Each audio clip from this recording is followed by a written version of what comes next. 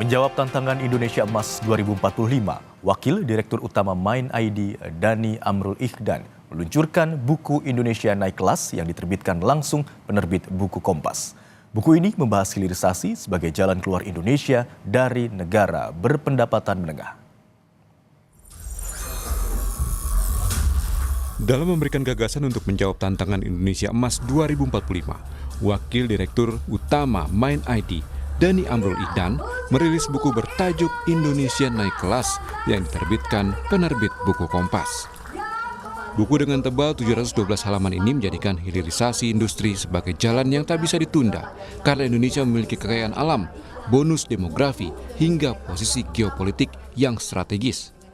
Wakil Direktur Mind ID yang juga penulis, Dhani Amrul Ikhdan, bilang, selain hilirisasi industri, dalam buku ini juga menonjolkan distinctive values yang membangun kearifan lokal. Nah, buku ini kan bicara soal distinctive, keunikan. Keunikan itu apa?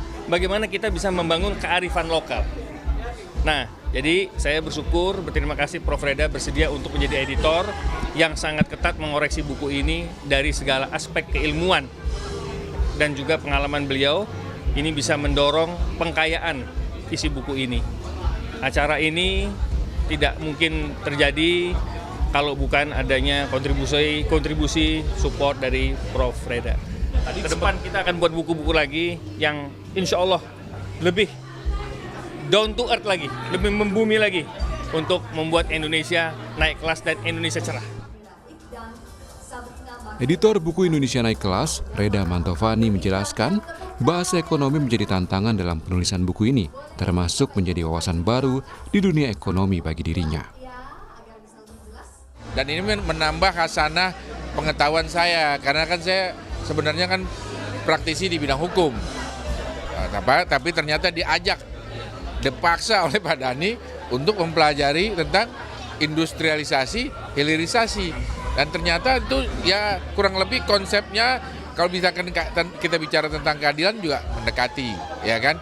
Di sini saya juga mempelajari bagaimana suatu penataan sistem itu harus benar-benar memiliki sistem yang terkoordinasi, ya, terkonsolidasi dan kolaborasi yang bagus.